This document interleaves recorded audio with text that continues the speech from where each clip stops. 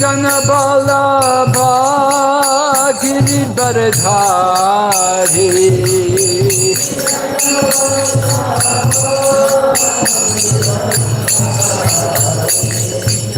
Yashodanandana Praja Janaranjana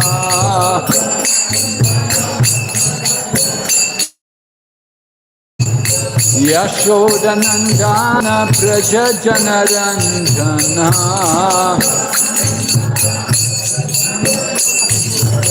Yamunacharya Vanachari Yamunacharya Vanachari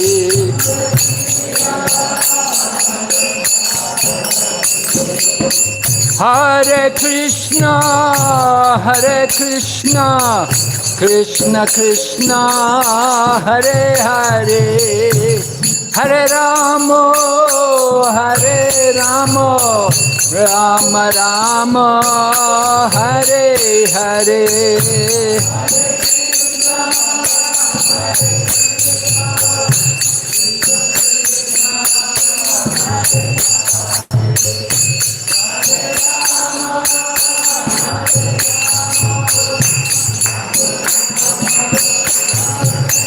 Nitai Gaur Hari Bo, Hari Bo, Hari Bo, Nitai Gaur Hari Bo.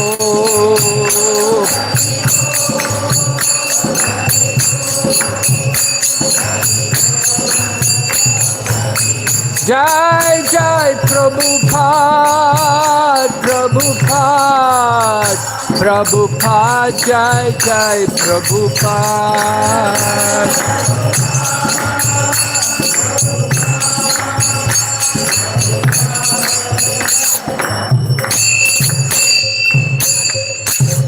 Gaur Premanande Haribo.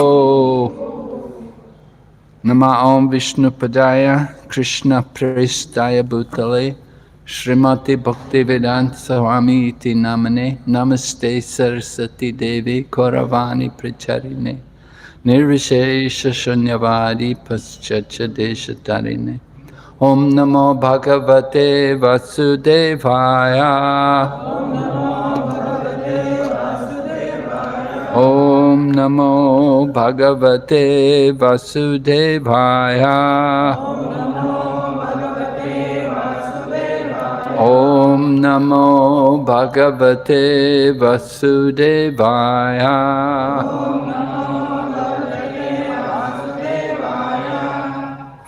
Narayanam Namaskrityam Naram Chaiva Narottamam Daivim Sarasatim Vyasam Tato Jayamudhirayat Nistapraeshu Vabhadreshu Nityam Bhagavata Sevaya Bhagavati Uttama Shloke Bhaktir Bhavati Naishtaki. We're reading Srimad Bhagavatam, Canto 5, Chapter 1, entitled The Activities of Maharaj Priyavrata, text number 41. Bomam Devyam Manusham cha Mahitvam Karma Yogajam Yaschakre Niryopamyam Purushanujana Priya Bomam Divyam Manushyam cha Mahidvam Karma Yogajam Yaschakre Narayopamyam Purushanujana Priya Bomam Divyam Manusham Cha Mahitvam Karma Yogajam Yas Chakre Niryopamyam Purushanu Priyaha Bomam Divyam Manusham Cha Mahitvam Karma Yogajam Yas Chakre Niryopamyam Purushanu Janapriya Bhomam Divyam Manusham Cha Mahitvam Karma Yogajam Yaschakre Nilayopamyam Purushanu Janapriyaha Omam Divyam Manusham Cha Mahitvam Karma Yogajam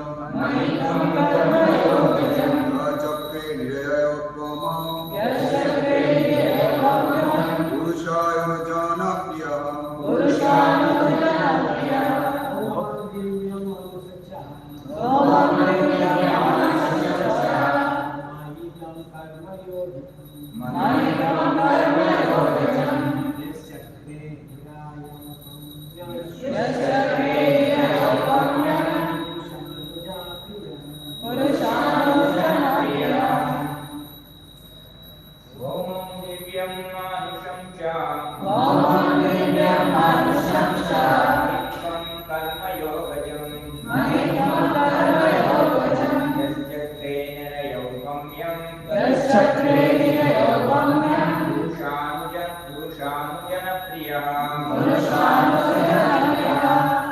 Ladies.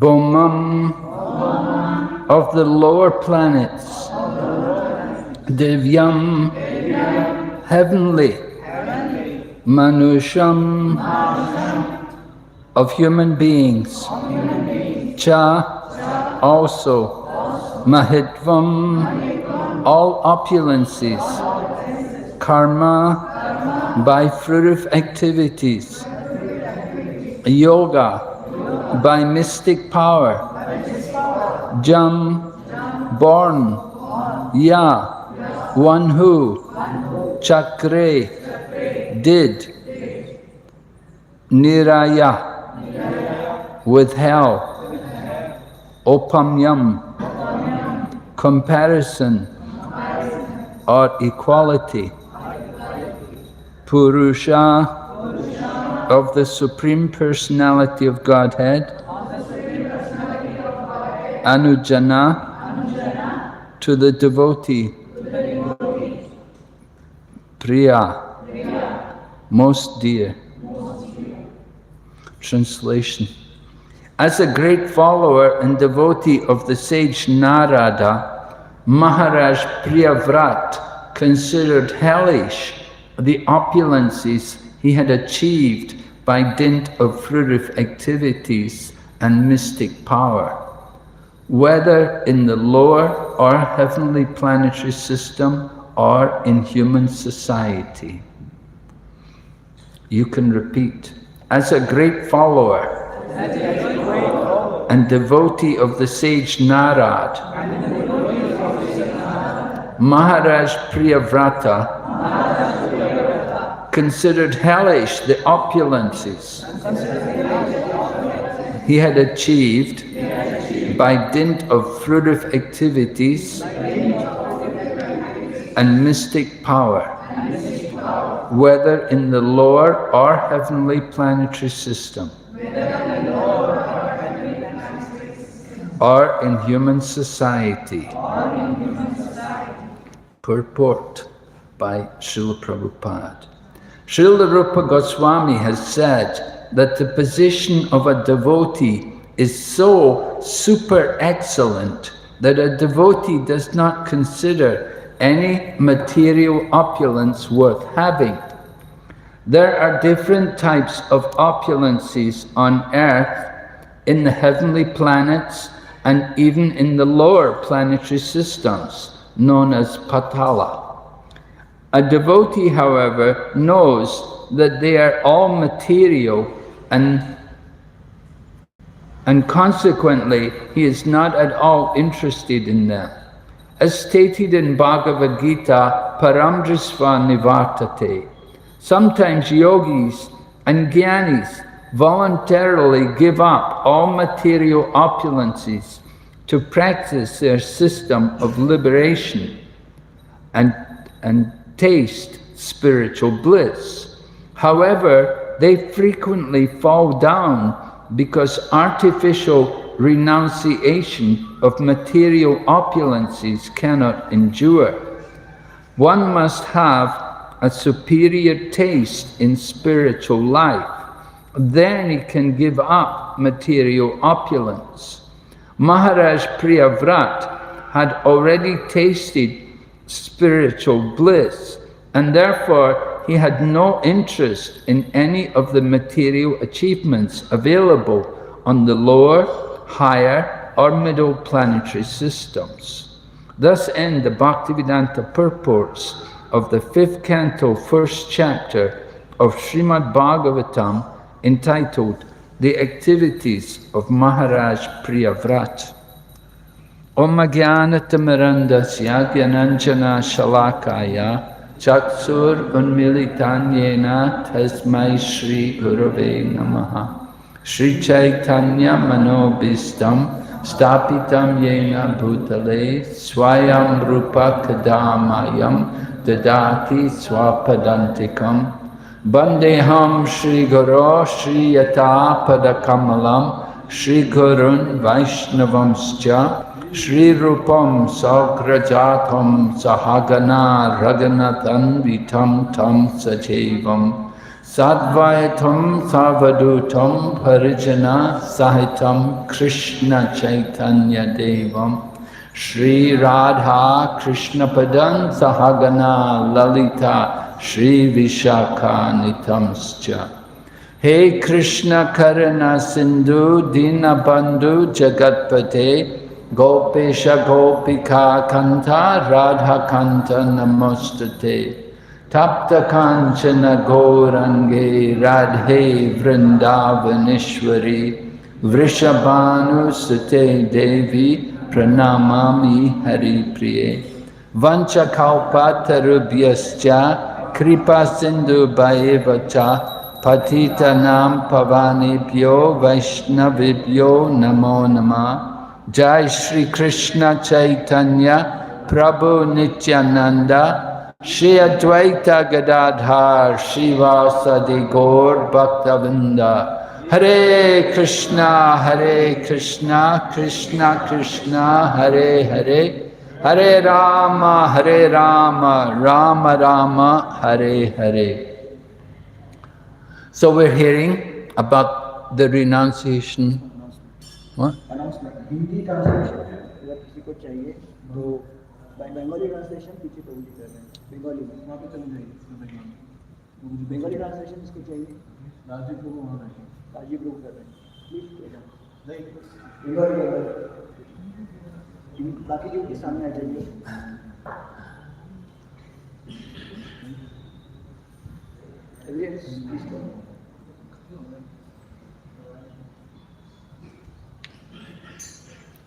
Okay. So Maharaj Priyavrata was brought back to take the throne so that his father, Swayambhuva Manu, could renounce, go off into Vanaprastha. But we're hearing that although Priyavrata, as taking the position of Manu, like emperor of the world, the opulence was, all opulence was available to him, but he was not attracted to it. It did not mean anything to him. All of the opulence of the world had no attraction for him. As Srila Rupa Goswami describes, Prabhupada quotes Rupa Goswami, he says that the position of a devotee is so super excellent that the devotee has no attraction to any opulence anywhere in the creation, even the opulence of the heavenly planets, which is far, far greater than the opulence of this world. You know, we're here on the earthly planet, and we may think sometimes, oh, we may think this is very opulent. You know, maybe we see the new condominiums coming up and we think, oh, they look very opulent. Or then we may see life in another country and we may think, oh, it looks so clean, you know. Sometimes you come to India and it's not so clean, you know, a lot of garbage everywhere. You know, one of the devotees, one devotee, he was not from India, he was from Thailand. And so he got a scholarship to go to Taiwan. So he went to Taiwan, he left Thailand to go to Taiwan, and he said, it's so clean here, you know, after being in Thailand. And Thailand's a little cleaner than India. A little bit cleaner, not a lot, but India still has, you know, especially in the cities, we see in Bangalore, sometimes when going around and when I'm going to visit the different centers, so I go in the car and I can see everywhere, quite a bit of garbage there. So they have that problem, which they have to, you know, how to remove the garbage. Because you have a lot of people living in a city and people consume. Everyone's consuming so many things, so there's a lot of waste and so on. Anyway, people may come from the countryside and they may think Bangalore's very opulent. You know, some people think like that. They come from the rural areas. But opulence is relative. We have opulence in the higher planets, which is far, far greater than we can imagine. And the opulence, there's also opulence in the hellish planets, in Patala Loka. They also have their opulence. It's described that in Patala Loka, it's dark everywhere. And all the light comes from jewels. People wear jewels on their head, and that way there's light. Even on this planet, there's places like that. There's places where you get six months of darkness and 6 months of light. Some devotees I know in Russia, they told me that sometimes they go to work in a place in Russia where it's dark for months and months, never see the sun. But they get paid more money to be there, so people go there to yet tolerate these kind of inconveniences. Just like Prabhupada went to England, he was in London, and the reporter was asking him, what is it like in hell? And Prabhupada said, this is hell, London. The reporter was surprised.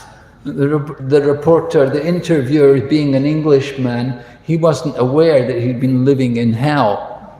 But to Prabhupada, coming from Calcutta, Bengal, where you see a lot of sunshine, to go to England and see every day cloudy and rainy and wet and windy, just like hell. And Prabhupada told, this is hell. But then he went on, he said, anyway, it's a great credit to you English people, you've built up your country, built up your civilization here. So hell and heaven and earth, opulences, is all very relative. And as devotees, we're not very much concerned with these things at all. Just like Maharaj Priyavrata, he was not concerned with opulences. In the Bhagavad Gita, Lord Krishna also warns about the danger of opulence. In Bhagavad Gita, it is stated, Bhogaishwarya prasaktanam taya parita chetasam vaya vasayatmika buddhi samadona vidiyate. In the minds of those who are attached to material opulence and sense gratification, and who are bewildered by such things, then the resolute determination for devotional service will not take place. We got a generator? Yeah? Okay. Yeah, the resolute determination for devotional service will not take place if we are bewildered by these things. Some people become very infatuated by opulence. They're thinking that, oh, it looks so nice, but actually it's nothing. It is just simply the mind. The mind is bewildered by these things.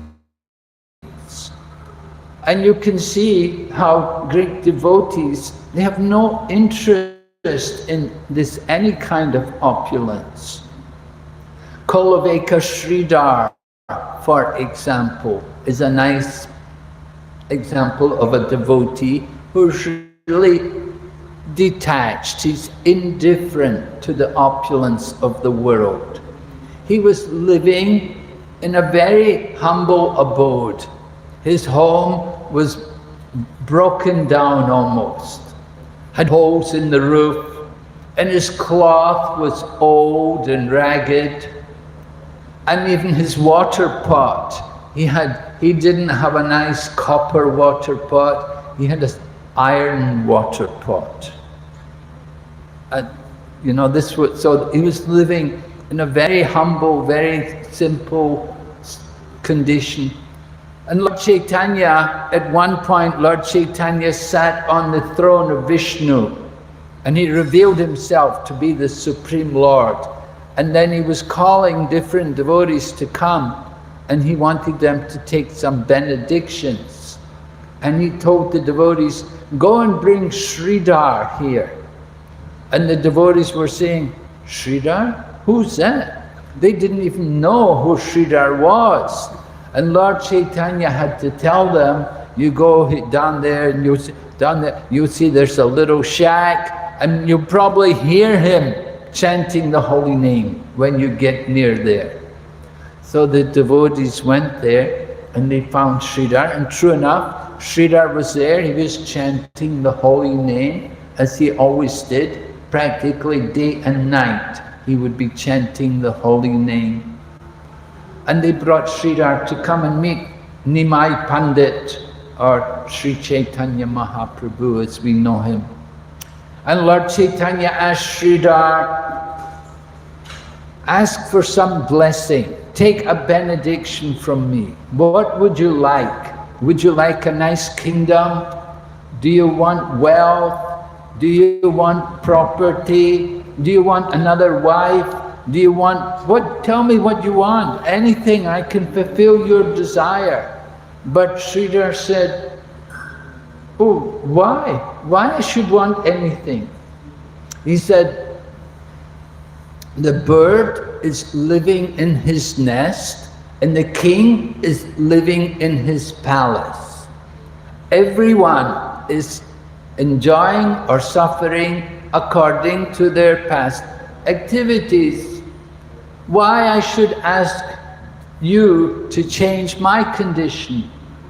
Whatever income I get, and his income was very meager. He had just a few banana trees, and whatever he could get from his banana trees, maybe he would sell the bark, or he would sell banana leaves, or maybe he got the banana flour, somehow he would sell, he would get a little income, and whatever income he got to maintain himself, he would always, without fail, he would spend 50% on the worship of Mother Ganga. Every day he would go to Ganga and worship Mother Ganges, and he would spend half of his income in this way. And Lord Chaitanya wanted to give him some blessings, but he said, no, I don't need anything. I'm fine. I have everything I need. And there are many examples like this. Prabhupada describes there was this one spiritual teacher who was living in Bengal, and he was living very poor. And one of his disciples came and wanted to give him some wealth, and so that he could live opulently. But the spiritual teacher said, no, I don't need your wealth. Whatever rice I get some tamarind leaves, and I cook the rice, I'm happy. I don't need anything. I get some green leaves, some sack here and there. That's enough. Why I want to take your wealth? I'm happy. There are many examples of devotees in this way. They're not concerned about their material condition. They can live in any situation of life without being disturbed. Why? Because they have the higher taste. They're experiencing the taste of Krishna consciousness. They're constantly relishing the nectar in loving service to Lord Krishna. So they never think about this lower pleasure, the lower pleasures of life. We see the example, Raghunath Das Goswami. He was born in a family of great wealth. His father and his uncle, his father was at Govardhan Majumdar, and Haranya Majumdar, his uncle, they had great wealth. They were maintaining all of the Brahmins in Bengal. And Bengal at that time included Bangladesh today. So the whole of Bengal, all the Brahmanas were being maintained by them. They were giving so much charity. And Raghunath was born in that family.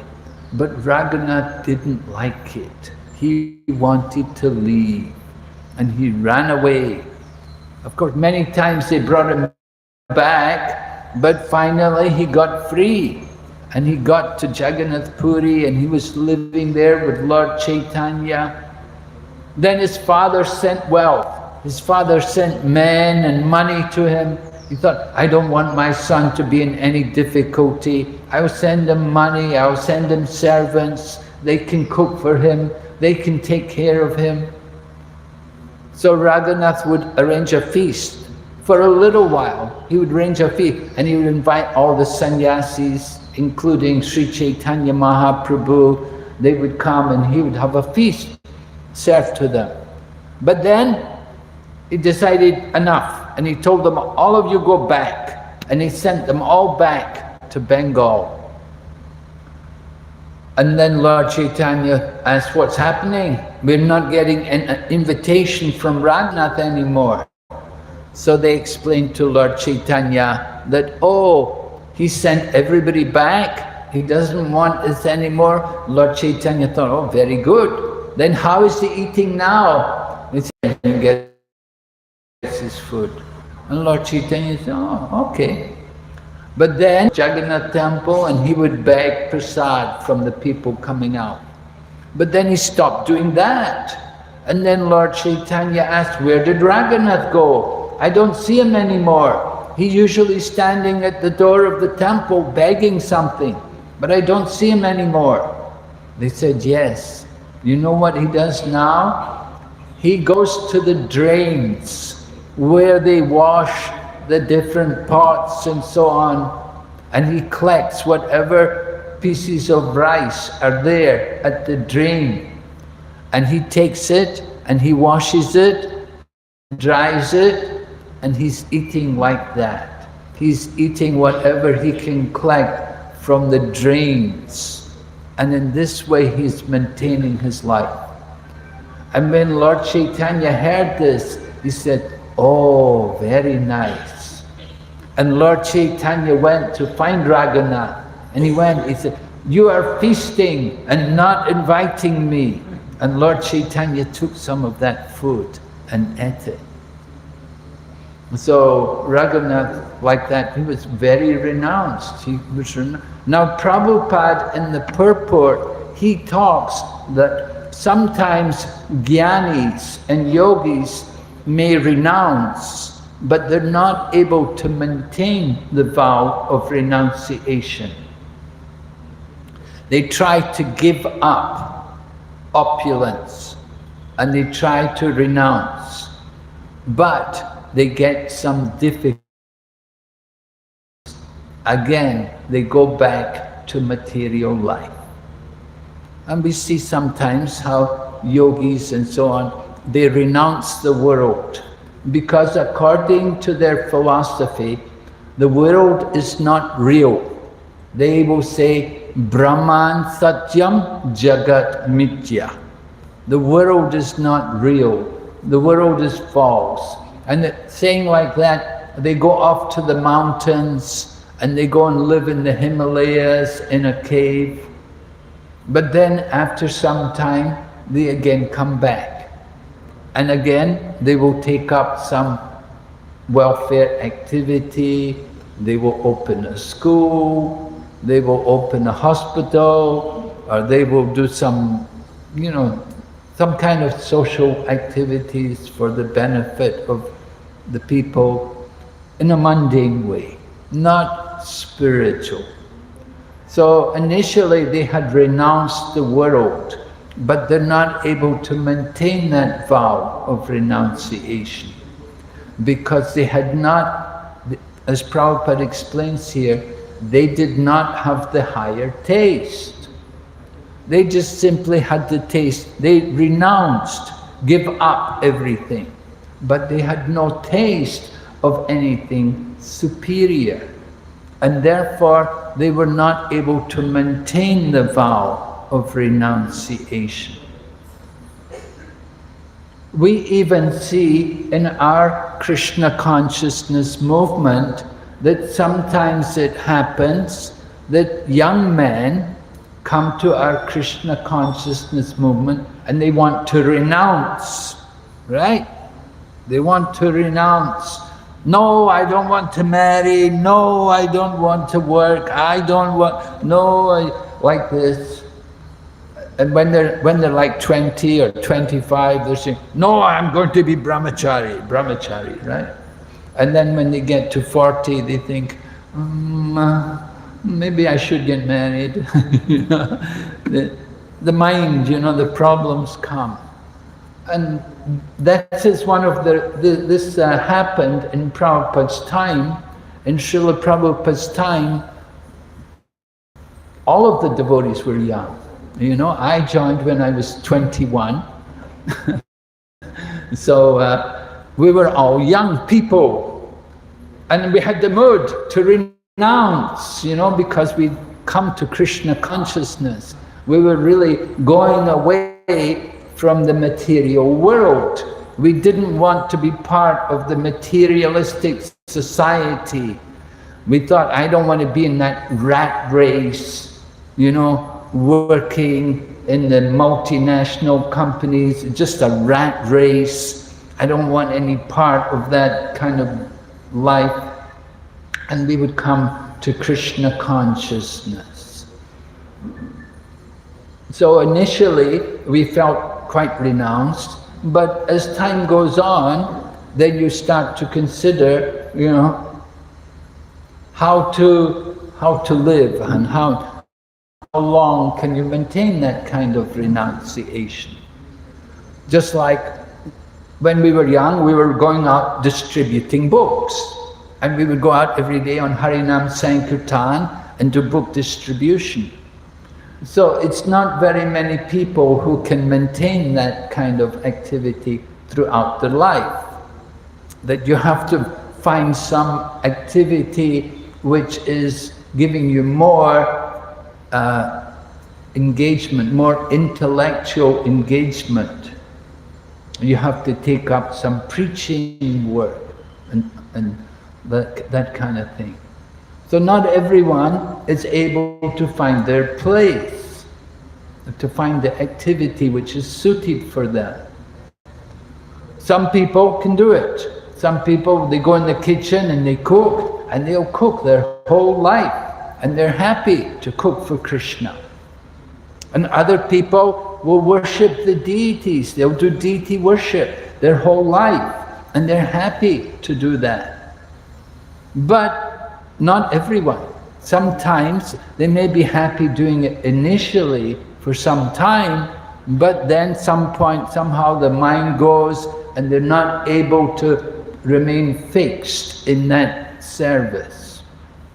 Lord Chaitanya chastised Gadadhar Pandit. Gadadhar Pandit had come to Jagannath Puri with Lord Chaitanya. And Gadadhar Pandit took Kshetra sannyas, meaning he vowed to stay there in Jagannath Puri.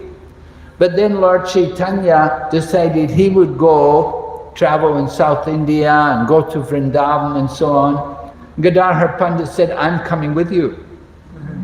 But Lord Chaitanya said, no, you're not. You're staying here. You took the vow, Kshetra sannyas. And I gave you the deity, Tota Gopinath. You're supposed to worship Tota Gopinath. You cannot give up the worship of Gopinath, and you should not break your vow, Kshetra sannyas. Lord Chaitanya didn't like to see devotees give up their service. He liked to see devotees maintain their service. But sometimes it gets difficult. We know that what a person is thinking when they're 20 or 25, when they get to 45, they may be thinking differently. They have a change in thought. So this is a problem. Unless we get the higher taste, we have to get the higher taste. Yamunacharya, for example, Yamunacharya had been a king. And as a king, as a ruler, he had a kingdom and a palace, and he had so many servants, and he enjoyed all kinds of worldly opulence and pleasures. But then he became a devotee, and he gave it all up. And Srila Prabhupada quotes that verse by Yamunacharya in the Bhagavad Gita. Probably the brahmacharis know that verse, right? Yadavadi mama cheta Krishna padaravinde nava navarasa damunyata yantamati tatavari batanari sangame smarayamane bhavati mukha nikarasastu nishti vanamcha. Yamunacharya is saying that previously he had been engaged in all kinds of sense gratification, but now he's experiencing this higher taste because he's engaged in the loving service of Radha and Krishna, and he's remembering all the pastimes of Radha and Krishna. But because he'd engaged in so many material activities in the past, sometimes his mind would turn back and he would remember what happened when he was a king. And then he would remember the different things which happened, how he enjoyed opulence and different kinds of varieties of sense gratification. So he said, when I would remember that, then my lips will curl with distaste and I will spit at the thought. So this is an example of someone who's got a higher taste. You see that he's not regretting that he gave it all up, but rather he's regretting that in the past he'd acted in such a materialistic manner. One devotee came to Prabhupada and he told Prabhupada, he said, when I'm chanting, sometimes my mind will remind me about the different things which I used to do before I became a devotee. The different, the nonsense things I did as a devotee. And Prabhupada said to him, yes, Krishna is telling you that if you ever give up Krishna consciousness, you'll have to go back to that life again. So that's a warning, right? Krishna's warning. If you give up chanting, you go back to that kind of lifestyle again. We have to be very conscious. We want to get this higher taste. How to get this higher taste? Well, we have to increase our hearing and chanting. And we have to give up our attachment to the material world. If we hold on to the material world, if within our mind we're always contemplating sense gratification, then that will be a problem. That will definitely be an obstacle to us experiencing the higher taste. There is a higher taste and it is available for us, but we have to endeavor to get it. We have to desire, we have to want it. And you have to want it intensely. Just like to get love of God, you have to want it, you have to have that intense greed to achieve it.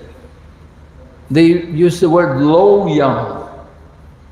And it said, Prabhupada quotes the verse, there's only one price to pay to achieve this higher taste, this supreme pleasure. The price is the intense desire or the greed to achieve it. Just like they say, only one price, right? Fixed price. Usually we go with bargain. Kam se kam kitna rupaya chahiye. Right? We think like that, we want lower price, but Krishna consciousness, you want to get this higher taste, only one price. And that price, intense greed to get it. If you don't have that greed, then you won't get it. We have to really want it very badly. You want it so much that you'll cry to get it. I was remembering when I used to make life members in Calcutta, there was this one life member we had, he used to come to our temple and he would often say to me, he said, I can cry for my wife, I can cry for my children, I can cry for my business, but I cannot cry for Krishna. So that's a very honest expression of his condition. But this is not the condition you want if you want to get this higher taste. We have to really want to get this taste. And we'll do anything we can to get it. We're ready to give up everything. And you see the example of Bali Maharaj. Bali Maharaj is a good example of giving up everything. Of course, he didn't really give it up, Lord Vamanadev took it from him. He took everything away from him, but he didn't mind. He tolerated it. And even Lord Vamanadev saying, you were dishonest, you lied to me, you told me 3 steps. Where am I supposed to take the 3rd step? And then he said, you take it on my head. And so that was the glory of Bhakti.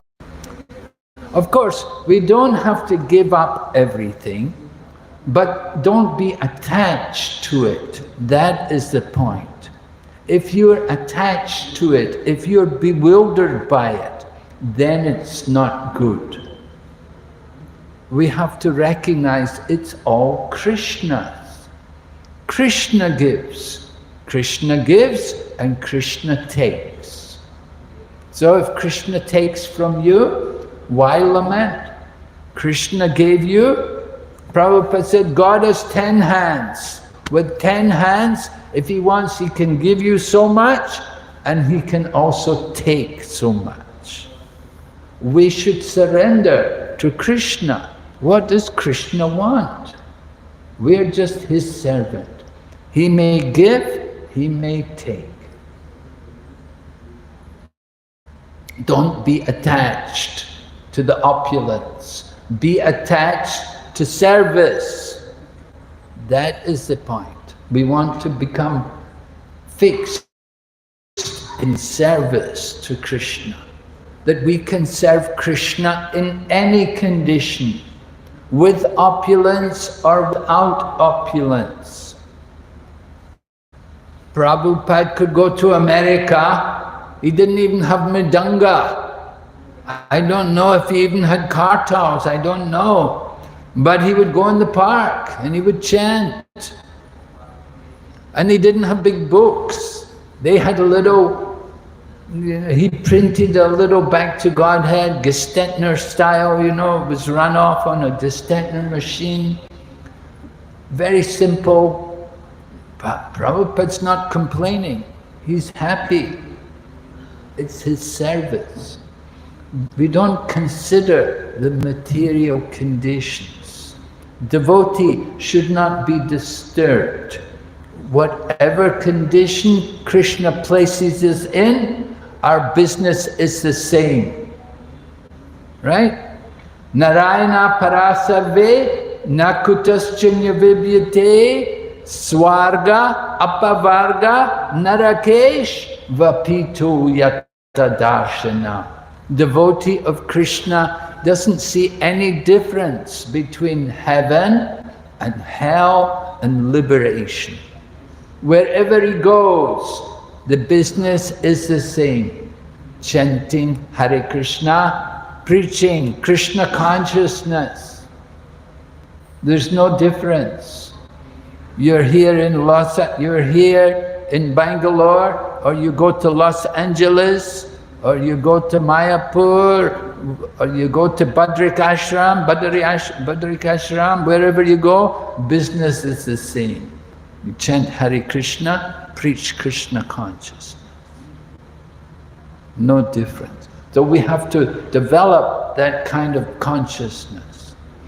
Don't be considering opulence, Seshadripuram, I've got this big building, so opulent, a big temple. No. It's all the same. The business, the activities are the same. You sit under a tree or you're in the big palace. Does it make any difference to the devotee? No difference. Prabhupada went to Hong Kong. Devotee arranged 5-star hotel for him. So Prabhupada was in this big, the hotel was owned by an Indian man actually, so he gave the penthouse suite for Prabhupada. So he gave also his Rolls-Royce car to bring Prabhupada from the airport. So reporters came to meet Prabhupada and they said, "Oh Swamiji, we saw you come in the Rolls-Royce and now you're living in the penthouse suite in this 5-star hotel." And Prabhupada, Hare Krishna, censored, huh? Hare Krishna.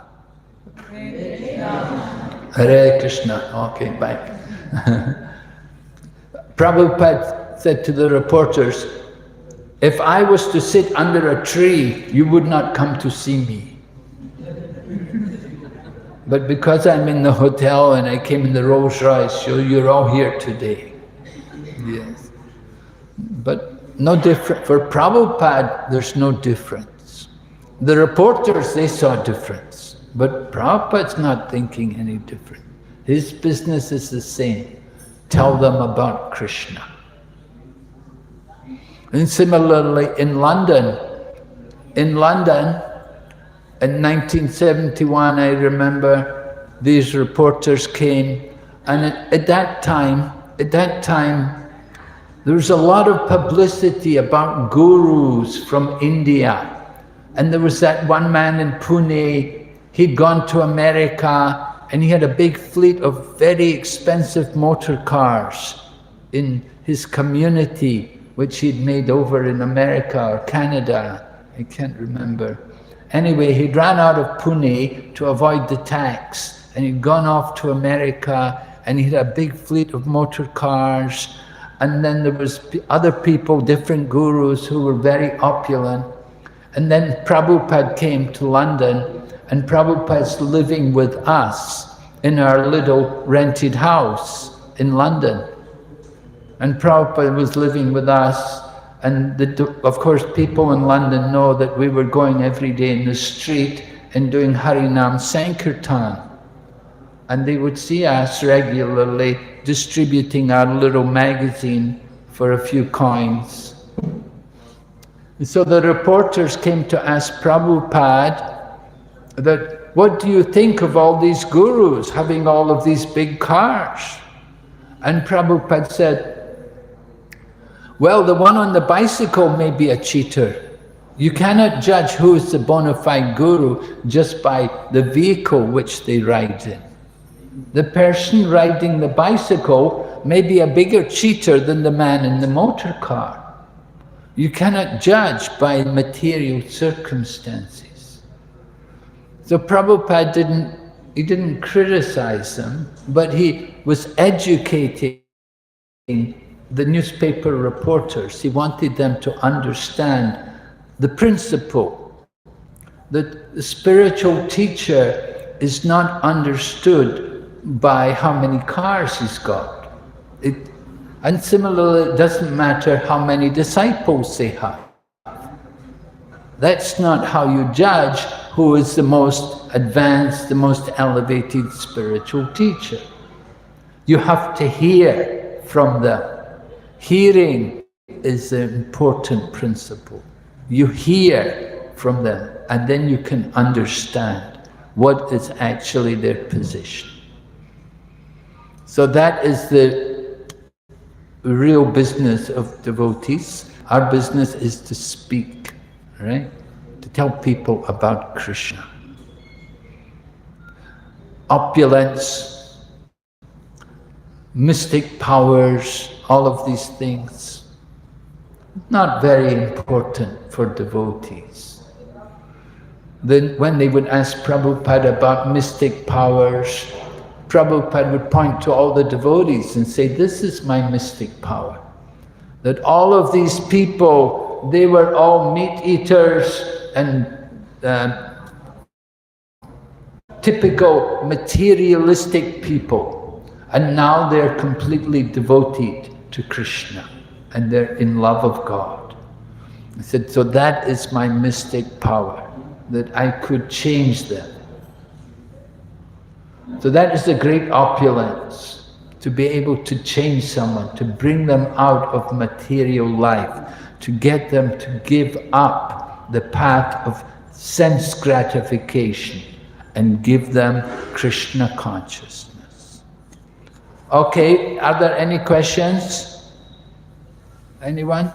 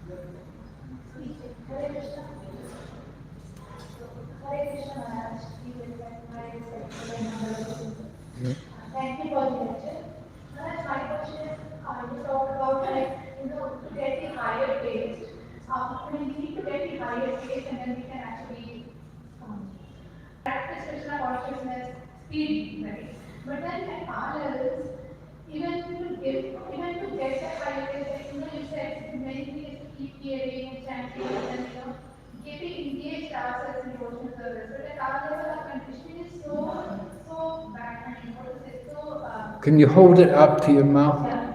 Is it okay, Maharaj? Yeah. So at our level, our conditioning is not very good, so much so that it becomes very limiting to even fulfill that criteria, like what Prabhupada said.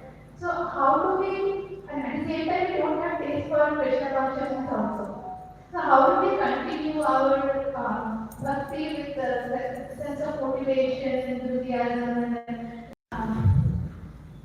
because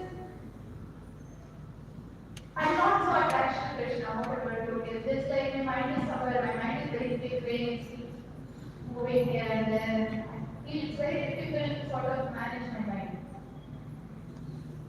Well, you have to get control over your mind, right? Your mind is here and there. You know that's a problem. So, you stay here. You have to make a vow. You see, you have to be determined that you want something. If your mind is here and there, it means you're not very fixed in what you want. You have to be more focused, that you want to become Krishna conscious. You want to become a devotee. You don't want to go back to that material world, into that material world, the jungle, the forest of materialistic living. You have to be convinced that Krishna consciousness is a better life. A better life. Now, generally, you know, like we can reflect maybe on past experience before becoming a devotee. Just like there was one devotee, one disciple of Srila Prabhupada. He was from a wealthy American family. His father was a lawyer and he had his own office in America. And his son had become a devotee and he'd come to India with Prabhupada in 1971 or like that, in the beginning of the India preaching. He'd come to India. So his father came to India and he came to see Prabhupada. And he said to Prabhupada, "All right, Swamiji, how much do I have to pay you to get my son back?" So Prabhupada said, "Bring," that was Giriraj actually, Giriraj Swami now, Giriraj. So he said, "Bring Giriraj here." And so Giriraj came into the room where Prabhupada was sitting with his Giriraj's father. And so Prabhupada said to Giriraj, "Your father wants you to go back with him to America. Your father said he has a business and you're supposed to take the company and be the main man in the company. He needs you to go back."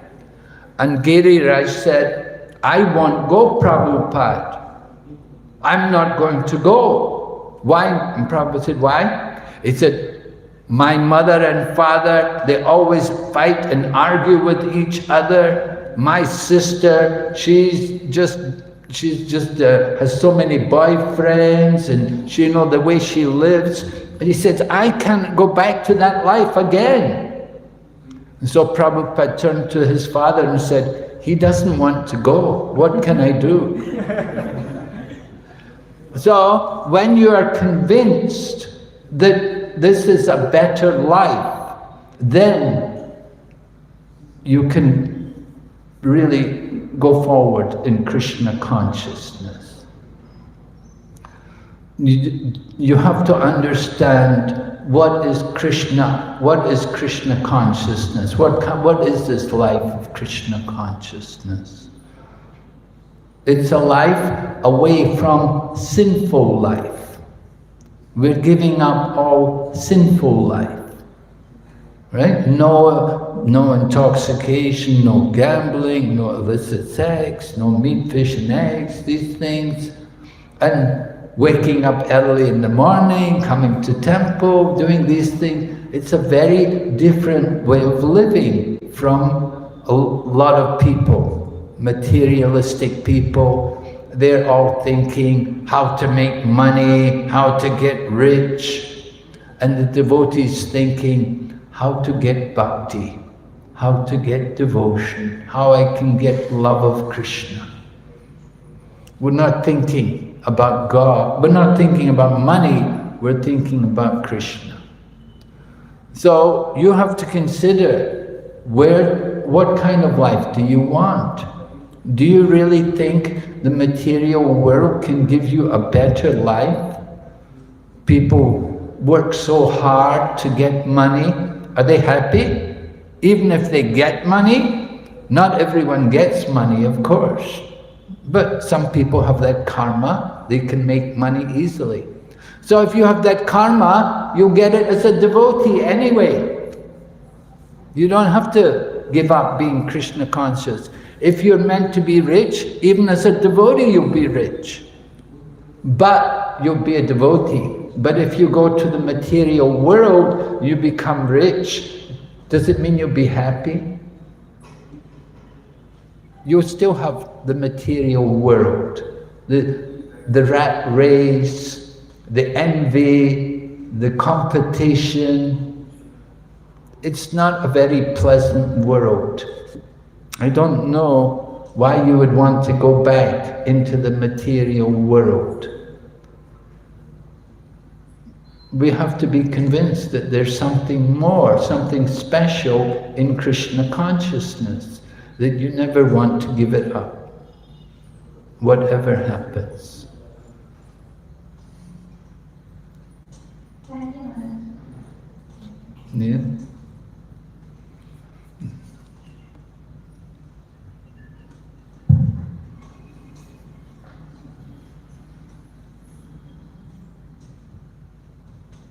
Hare Krishna, thank you for your so wonderful lecture. So Maharaj, I wanted to ask a question regarding we hear we should work in our daily life we should do things and work for Krishna for the satisfaction of him. But it is very difficult to maintain this consciousness in this corporate world. You go here and there, and people are very vicious. And you also mentioned we should a devotee doesn't get affected by these things. But so basically I'm not close to becoming a devotee. And we sometimes get affected by all this, not only in the corporate, in my work also, other normal relationships also, my friends and everything, people become vicious. So basically, Maharaj, can you help me out? Well, we have many devotees also in the corporate world. You know, it's not that because you're in the corporate world you cannot be a devotee. There are many people who are also working in the corporate world, but they're devotees. You just have to do the sadhana, just like, we do. The people working in the corporate world, they also do. They will wake up early and they will chant Hare Krishna and worship Krishna before they go into the corporate world. And they understand the corporate world is not eternal. It's not like birth after birth, you'll be in the corporate world. You have to understand it's very temporary. How long the corporate world will exist, we don't know.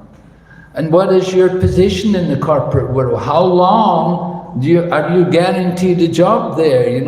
Markets change. Technology changes. 20 years ago there was no corporate world. Now you're talking corporate world. In 20 years' time, where will you be? We don't know. So you have to go with the flow, right? the job market changes, you move out the corporate world, find some other job. But Krishna consciousness, that is Sanatana Dharma. That is the eternal occupation. Not of the body, but of the soul. The corporate world, that's engaging your mind and intelligence, your material brain. But Sanatana Dharma, Krishna consciousness, is for the soul. It's eternally benefit. Whatever you do in the corporate world, that's your karma. You're enjoying your karma. By your good karma, you got in the corporate world. How long your good karma will last? We don't know. But Krishna consciousness doesn't depend on karma. It's nothing to do with karma. Krishna consciousness is transcendental. And whatever advancement you make, you'll never lose that. Whatever progress you make in the corporate world, it can be finished with the body. Next life, doesn't matter. You were in the corporate world last life. Where were you in your last life? You don't know. Now, where are you going to be the next life? So we should be thinking about our soul, our spiritual position. We're all eternal spiritual beings. Where are we going to be? Ideally, we want to get out of this world of birth and death. There were so many people in the Twin Towers, in New York, when, they were also working in the corporate world. Where are they now? I don't know what happened to them, but that's the kind of destiny. But these kind of things happen. But if you're in Krishna consciousness, then you're secure, birth after birth. Whatever progress you've made, you'll never lose it. Your material bank account, sometimes you make money, sometimes you lose it. But in Krishna consciousness, it's all going up, never reduces. The more you do service for Krishna, the more you hear and chant, your spiritual bank account will increase more and more. And that's what will make the difference to help you go back to Godhead, to get out of this world, or at least to give you a better life in the future. Their Bhagavad Gita, Krishna describes that someone may have practiced yoga, he didn't practice very long, the next life they will take birth in a wealthy family, an aristocratic family, and they have the chance again to continue. And someone made a lot of advancement, but still not perfect, they will be born in the family of devotees. And in the family of devotees, then from childhood, they have the opportunity to take Krishna consciousness. So that's very rare to get that kind of birth. So you do get great benefit by practicing Krishna consciousness. But what do you get from the corporate world? You get a lot of pressure, a lot of headaches. You get a lot of anxiety. You get some money also, of course, but money's not everything. Okay? Hare Krishna. No, wait. Hare Krishna, this is Swami. Thank you, Maharaj, for a wonderful class. So you mentioned in class that only price you have to pay is our intense greed to get Krishna plane, intense greed for Krishna plane. So intellectually, I understand the urgency of Krishna consciousness, but still, in mind, that greed is not there for Krishna consciousness. I didn't catch it. What's it? Yeah, my question is that intellectually I understand the urgency of Krishna consciousness, but still in mind there is not that helpless mood is not for the mercy, for crying for the mercy of the Lord. That it does greed in mind, that it does greed to Krishna consciousness, that is for Krishna, that is not there in the mind. So how to get that? Yes, Maharaj is asking, intellectually I understand that we have to be anxious and greedy for Krishna, but although I just understand at the level of the head or in the mind, but I am not able to practice it. Difficult to practice. So what should I do? What should you do? You come here every day. You come here and practice. You need association, right? You want to practice, you do it here without thinking about it, you practice, you see? Every day we hear and chant. Every day we see the deities, worship Krishna's pure devotees. So if you just keep coming here, very naturally you'll awaken that love, that greed. Association. Krishna consciousness, Prabhupada, 98% association. So you just keep coming here regularly and no problem, you'll get that greed. Thank you. Hare Krishna. Yes? Hare Krishna, Maharaj. Please accept my most respected obeisances. Maharaj, you were talking that that we need to become more fixed in service and understand this is my engagement to serve Krishna. So can you tell more on that, how to become fixed in service? How to become fixed in service to Krishna? We have to give up all of our material desires. Because why are we not fixed in Krishna consciousness? Because of the flickerings of the mind. As the young lady said, mind is here and there, the mind wanders here. And this is due to our attachments and material desires which we have. Somehow we have to learn to control the mind. Controlling the mind, it's really the focus, right? You have to make the mind the friend. Is your mind a friend or is it your enemy? Do you know when your mind is being a friend? And do you know when your mind is being your enemy? We have to recognize when the mind is the enemy.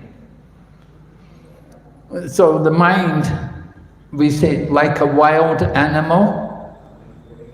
To train the wild animal, you have to, when they captured the lion, they put it in the cage and they starve it, and then they beat it, and then they feed it.